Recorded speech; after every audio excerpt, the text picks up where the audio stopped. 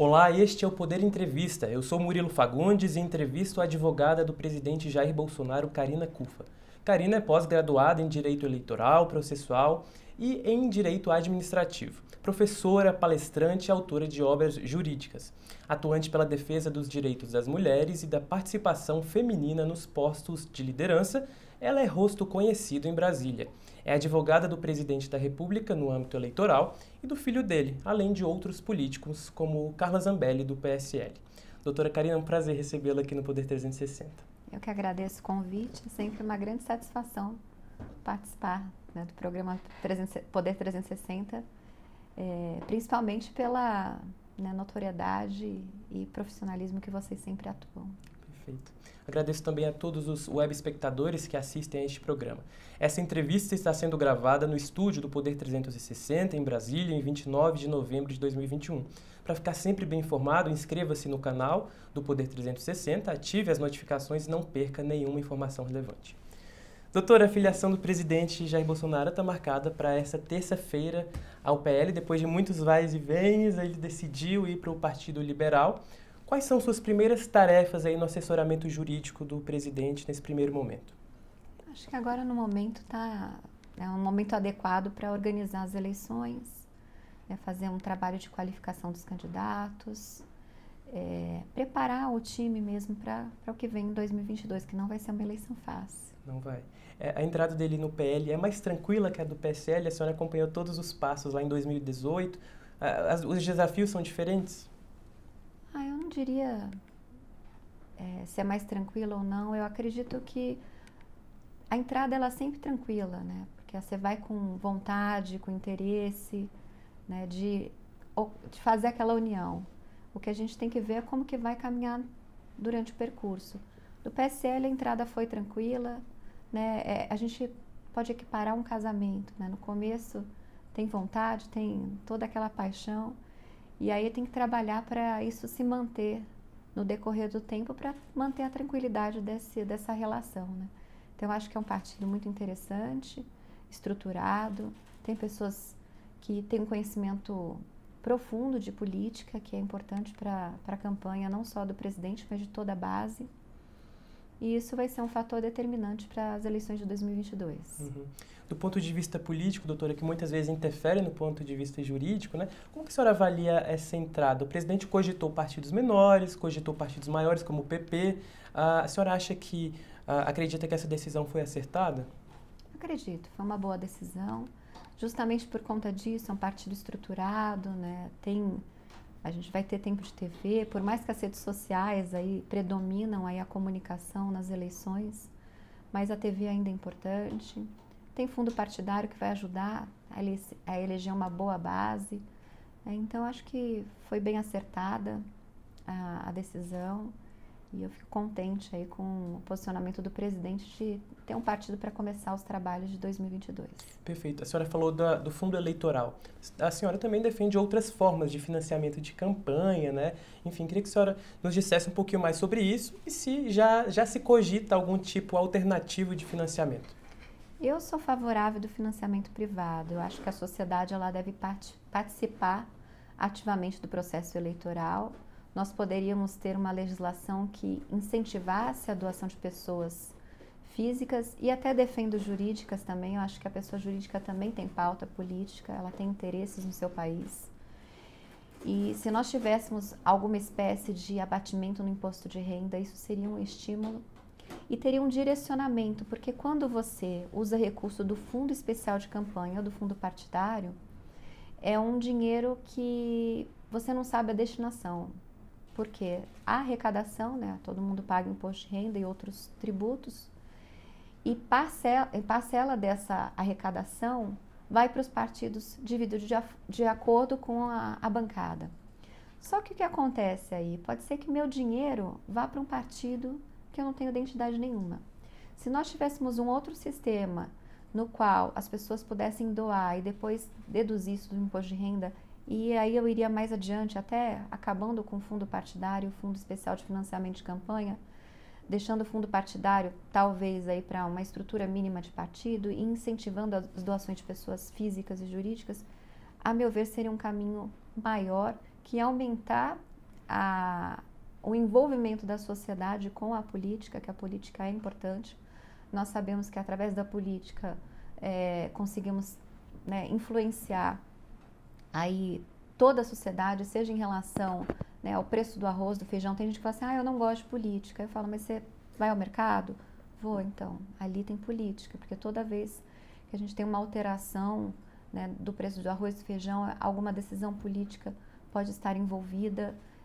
A economia depende de ações políticas, então não tem essa de eu não gosto de política. Todo mundo deveria, não digo gostar, mas pelo menos entender e participar, porque o nosso país depende, sim, dessas ações. Então, se você fica totalmente afastado desse processo, você vai ser governado por aquele que você não gosta. Então, é importante essa participação da sociedade. Doutora, hoje o presidente tem 3 advogados, né? A senhora, doutor Frederico Assef, e o ex-ministro Admar Gonzaga. Como que funciona a separação de atribuições entre vocês e como que é esse diálogo do pelotão de defesa, né? Como é assessorar um presidente da República? Até para quem nos acompanha entender, né, como é essa tarefa e o que exige.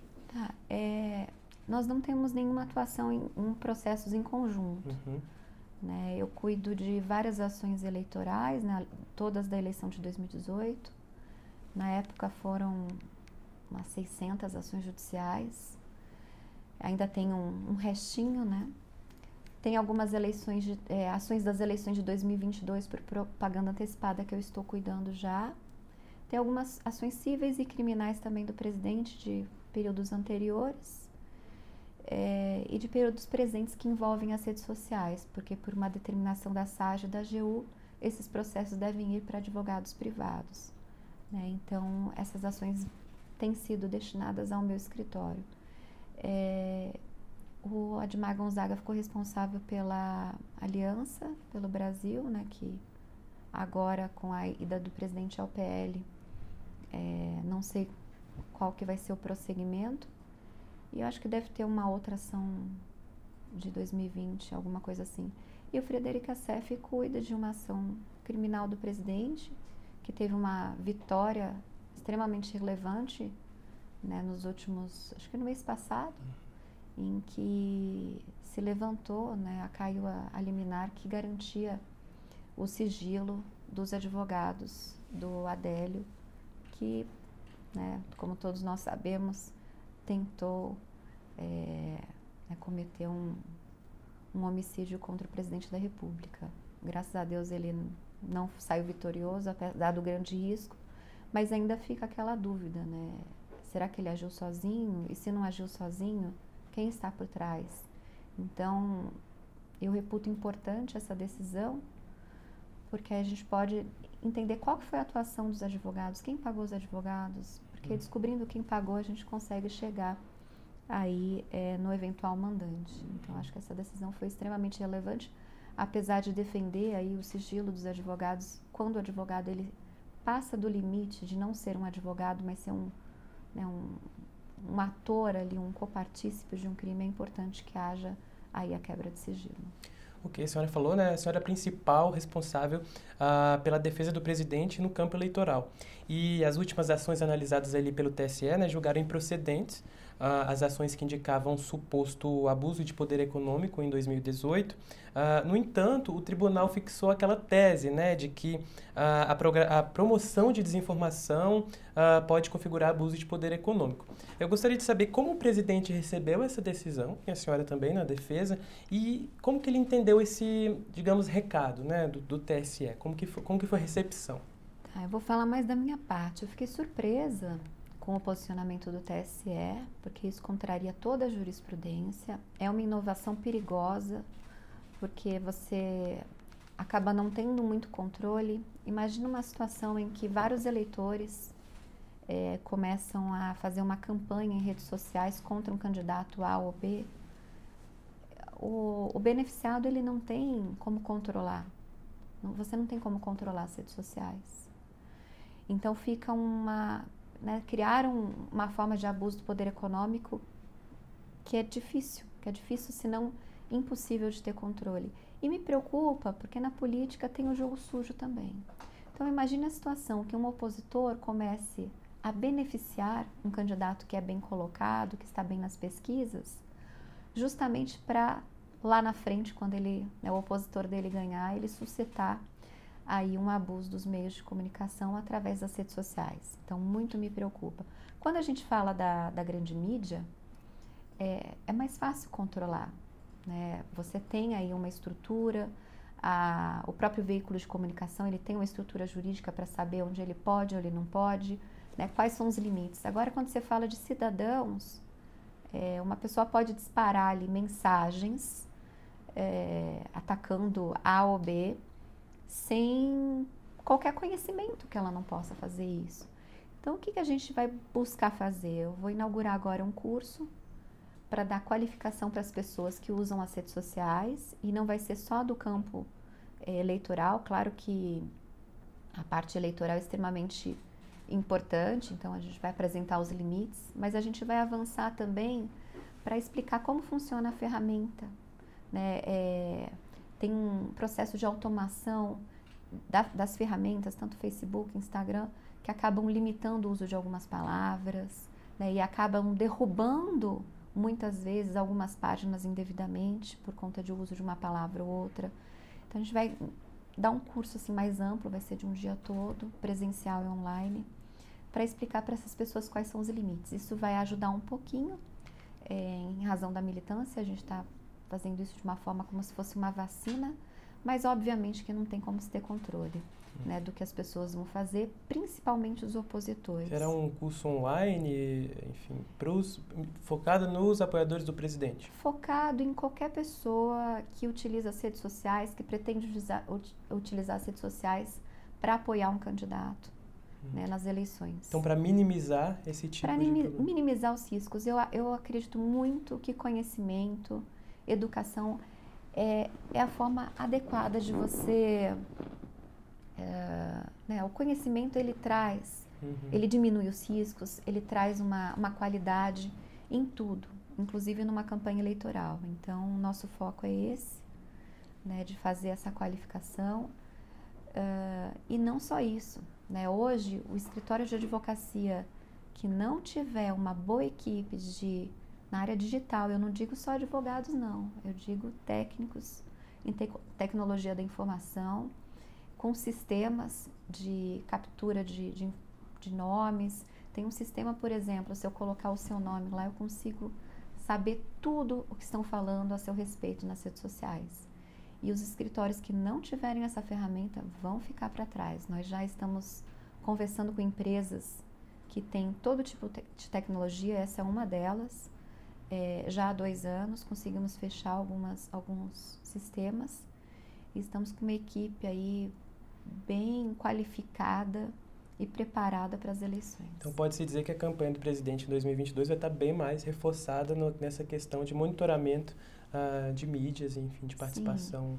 Sim. Esse foi um investimento que eu fiz no escritório, né, pensando não só em assegurar a campanha, né, do presidente, mas de outros clientes que a gente tem no escritório.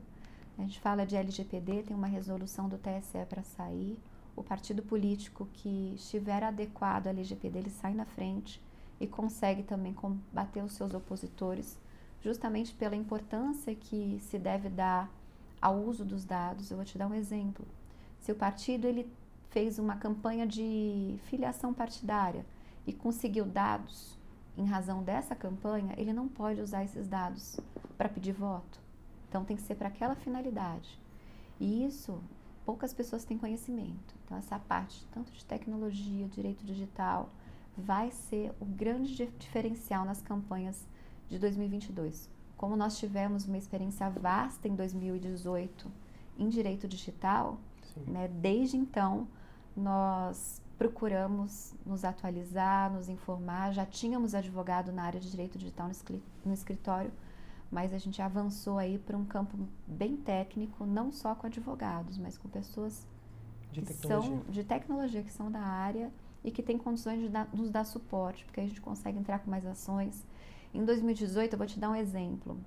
Eu chegava do TSE, às vezes tarde da noite, 10, 11 horas da noite, ia pro hotel, que na época eu não morava em Brasília, pegava o celular e colocava o nome do presidente nos itens de pesquisa.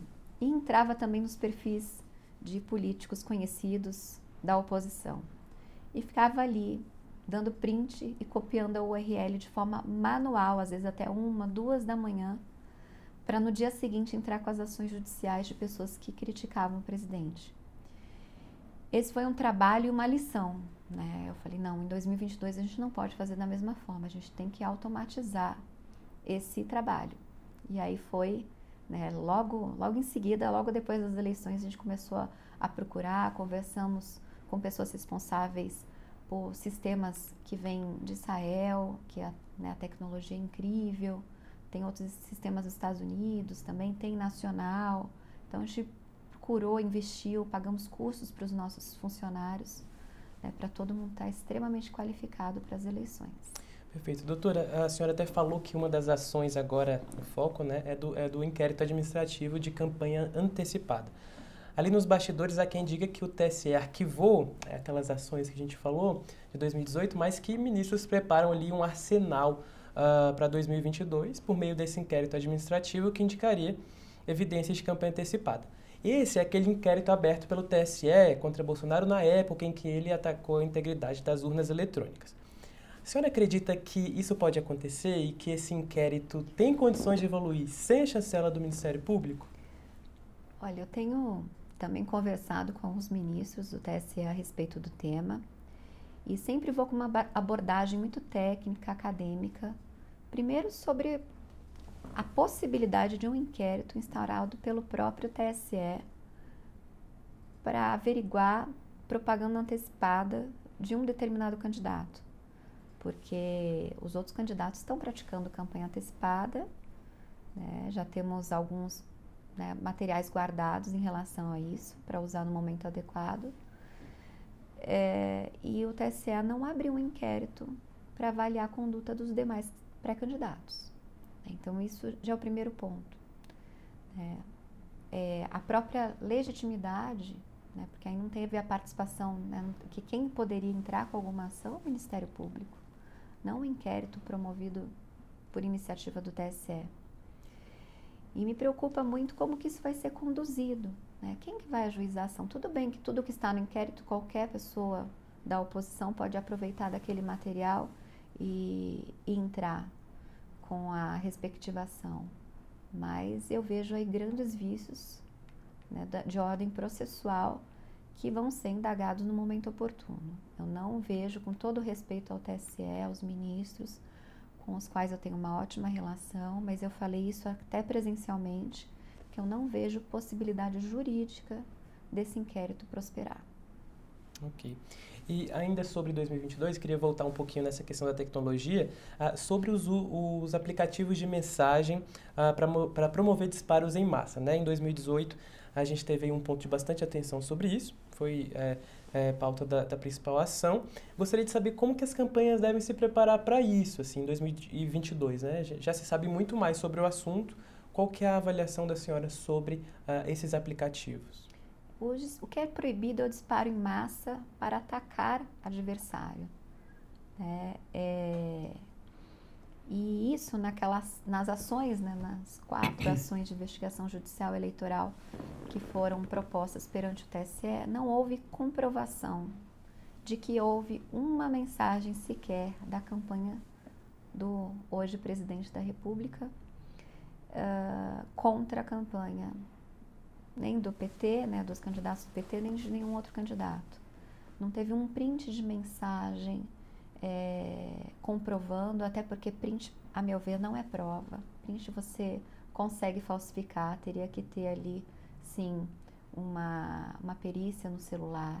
Então, não houve nenhum eleitor ou candidato do PT que mostrou aqui, eu recebi isso desse número e esse número estava disparando para outros. Então, ali não teve prova. Mas, claro que dá para procurar essas provas. Na eleição de 2018, eu acabei recebendo algumas mensagens pedindo para participar de grupos em favor do presidente Bolsonaro. E outros colegas também receberam. Então, tinha um grupo falando, venha participar do grupo em apoio a Jair Bolsonaro. Quando você entrava naquele grupo, era o oposto. Era um grupo de críticas ao Jair Bolsonaro. Então, aquela ação, a meu ver, foi exatamente o contrário. né? Eles apontaram que o presidente estaria fazendo o que o PT fez. E por isso que a gente está com esse foco de sistematizar, investir na parte digital, para tanto evitar essas acusações falsas, mas também ir atrás dos opositores que praticam essa atuação. Então, eu conseguiria aí deslumbrar e ter relatórios de como a internet está funcionando e também monitorar de uma forma mais efetiva e profissional esses ataques também no WhatsApp. Ok. Doutora, a senhora tem um papel muito importante no governo e em Brasília, muito reconhecida. Eu gostaria de saber como que é o contato com o presidente nas indicações, em órgãos públicos. Ele escuta a senhora e como que ele dá essa abertura para ouvir a sua avaliação, os prós e contras sobre indicações? Como que é esse contato já com o presidente no posto atual? Eu busco não me meter nessa esfera, né? Eu não tenho nenhuma indicação no governo, né? O máximo que eu posso apresentar é um apoio a alguma pessoa que eu de fato conheça, até para não me comprometer. E aí eu falo muito na esfera jurídica, mas até por uma opção minha, eu nunca tratei desse assunto com ele, então não teve assim uma abertura porque eu não pedi. Uhum. A CPI da Covid tentou ali, né, indicar alguns pontos de influência da senhora. Gostaria de saber como foi recebida essa menção do seu nome ali na Comissão Parlamentar de Inquérito e o que ficou de saldo aí dessa comissão. Sim, eu fiquei extremamente surpresa quando meu nome foi citado na CPI da Covid, porque eu estive no Ministério da Saúde uma única vez para conhecer o atual ministro, que nem é apontado ali, né, eles falam de gestões anteriores, e não teve, fui só para conhecê-lo mesmo, estava com outras pessoas junto. E aí o que aconteceu, no máximo, foram pessoas usando meu nome de forma indevida, sem autorização. Eu acho que os senadores ali vislumbraram uma possibilidade de me envolver para atacar o presidente.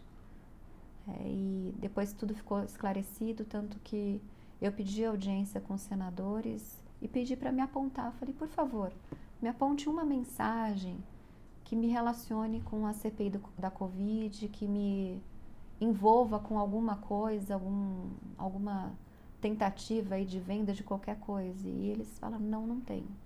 Falei, então por que eu estou sendo convocada? Fiquei sem resposta em relação a isso, mas não tenho dúvida que foi um ataque político, uma tentativa aí de manchar a minha imagem, mas mais do que isso, uma tentativa de atingir o presidente. Né? Não foi só a mim, mas eles fizeram a mesma coisa com Frederic Assef, tentando envolver, buscando quebrar o sigilo dele, sem prova nenhuma de envolvimento com a saúde. Sem contar outras atrocidades que foram feitas na CPI da Covid, né? Com ministros, com deputados, com senadores.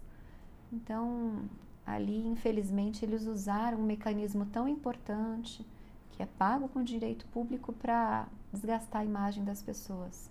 Então, eu lamento só por isso. Lamento, mas por um lado eu agradeço que eu vi algumas pessoas que usavam o meu nome, que tinham uma relação de amizade, e isso é bom saber, ter muita cautela com essas questões, porque às vezes você acha que a pessoa é sua amiga e ela está lá querendo só usar prestígio, né? Terceirizar o prestígio sem te dar informação nenhuma, conhecimento de nada que está acontecendo. E isso é bem preocupante nesse mundo político. Ok. A doutora Karina Cuffa, assim como seu cliente, presidente Jair Bolsonaro, é bem atuante nas redes sociais, né? A senhora não se furta de dar opiniões, de defender suas convicções, de divulgar as pautas que julga ali necessárias. Como que a senhora lida com esse ambiente e de que forma lida com as suas convicções pessoais e profissionais, né? Como isso se mistura? Olha, eu queria ser mais atuante, porque eu tenho vontade de me posicionar mais e acabo não me posicionando por conta da minha profissão. Querendo ou não, eu sou advogada, técnica e não sou política. Né? Então, tenho que, até para garantir aí uma tranquilidade na condução do escritório, eu tenho sócios, né? Então eu tenho que tomar muito cuidado com isso para não ter nenhum problema que vá respingar no escritório.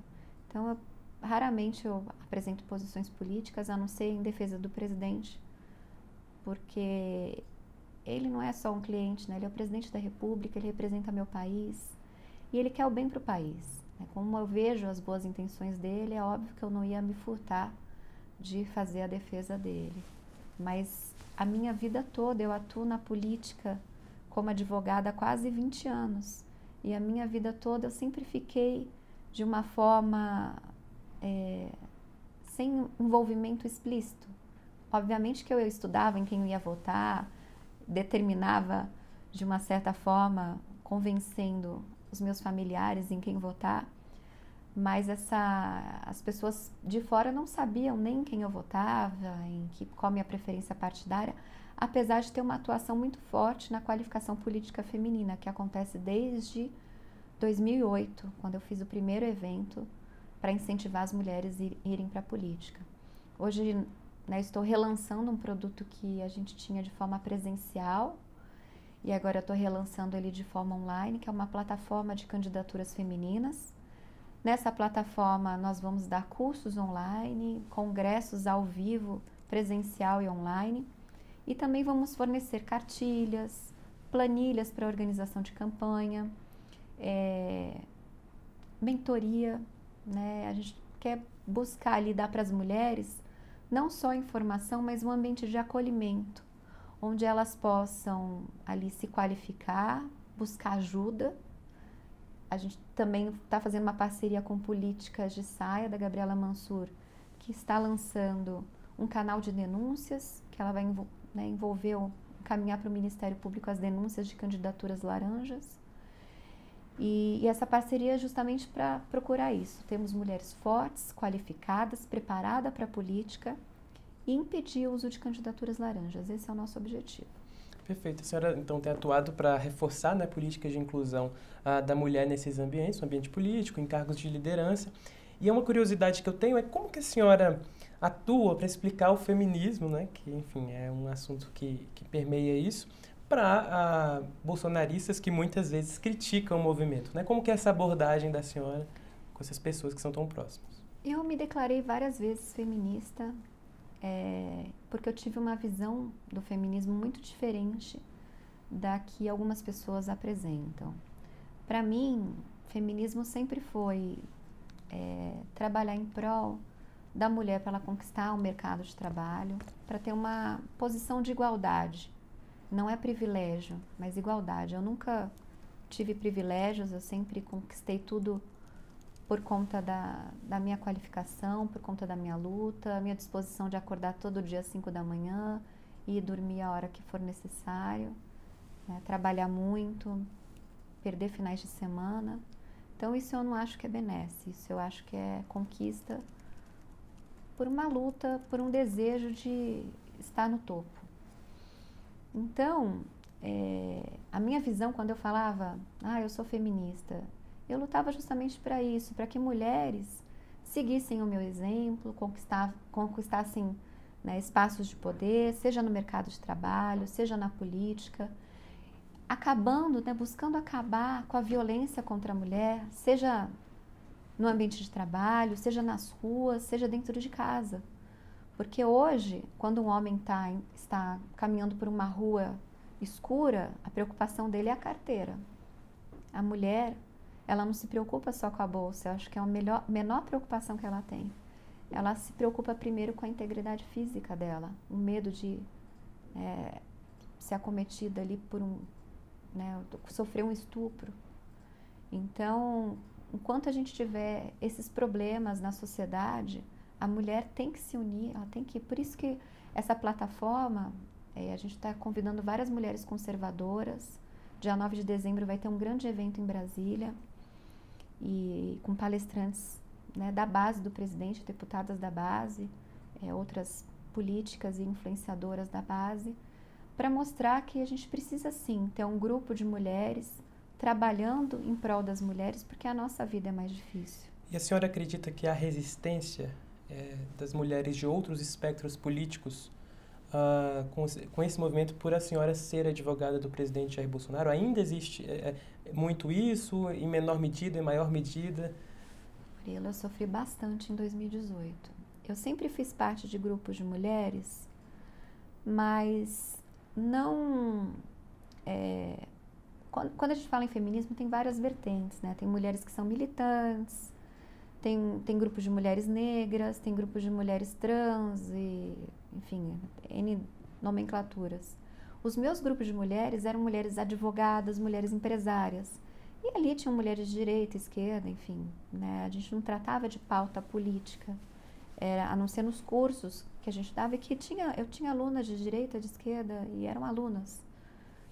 Né? E a gente sempre trouxe um perfil técnico para os nossos cursos.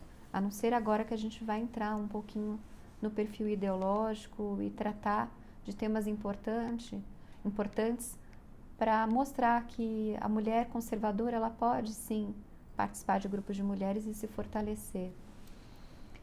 Mas quando eu informei que ia coordenar a campanha jurídica do presidente em 2018, eu sofri muitos ataques de pessoas próximas.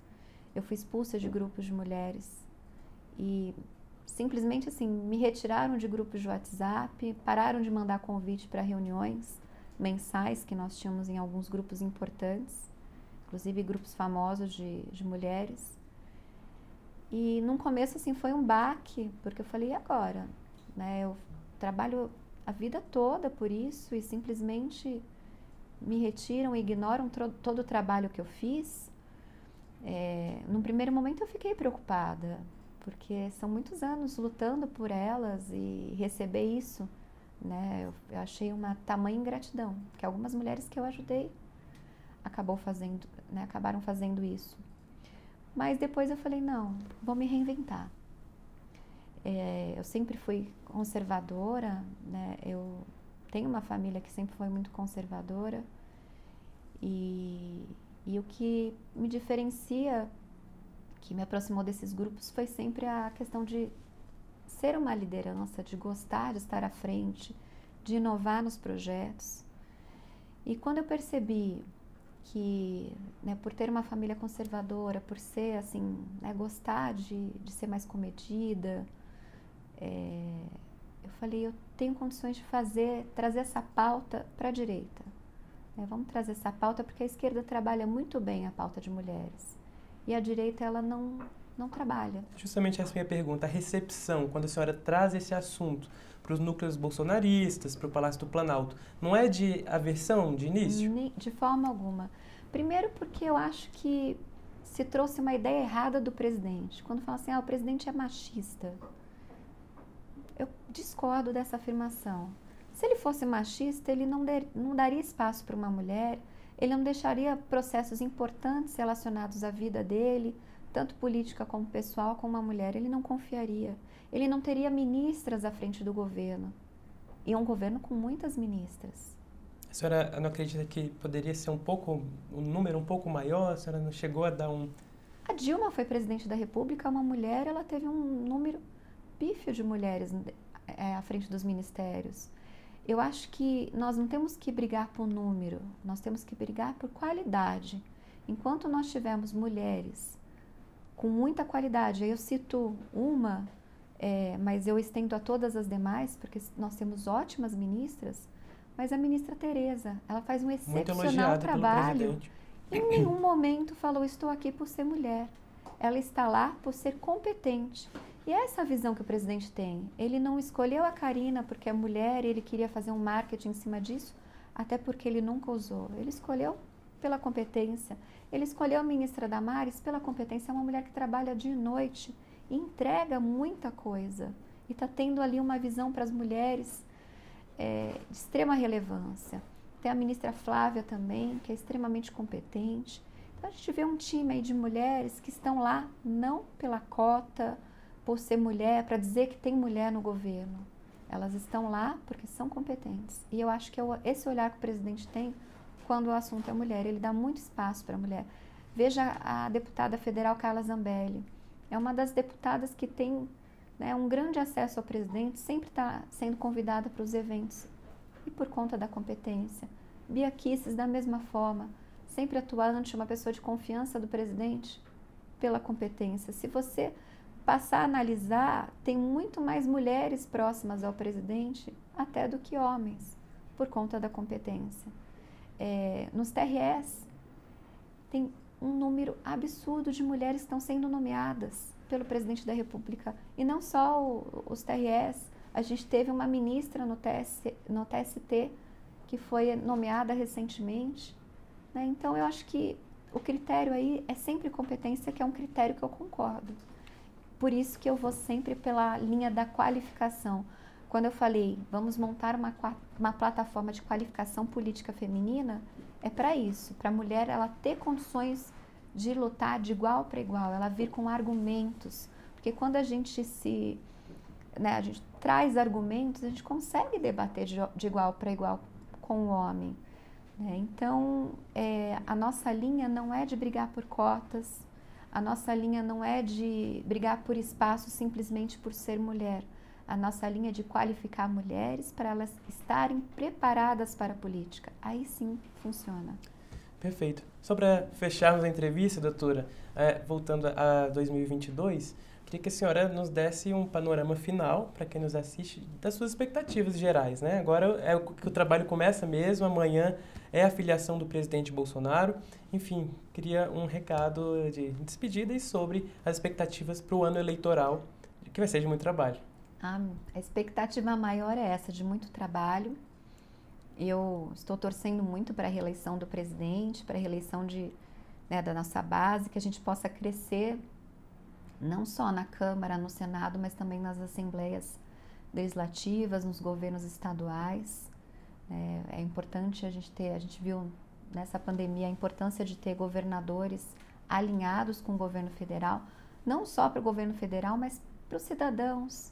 Quando você tem um presidente de uma linha, o governador da mesma linha, o prefeito da mesma linha, quem é beneficiado é o cidadão. Então, eu acho que nosso maior desafio é aumentar esse número de políticos de direita e, sem dúvida nenhuma, esse trabalho tem que ser feito com muita organização. E por isso que eu estou muito feliz com essa nomeação, a filiação do presidente ao PL, porque eu sei que teremos organização, teremos planejamento e um trabalho profissional para construir aí as candidaturas e obter êxito em 2022. Maravilha. Chega ao final, então, essa edição do Poder Entrevista. Eu gostaria de agradecer a doutora Karina Cufa por vir até o nosso estúdio aqui em Brasília. Agradeço também a todos os web espectadores que assistiram a este programa. Muito obrigada. E até a próxima. Até. Para ficar sempre bem informado, inscreva-se no canal do Poder 360, ative as notificações e não perca nenhuma informação relevante. Muito obrigado e até a próxima.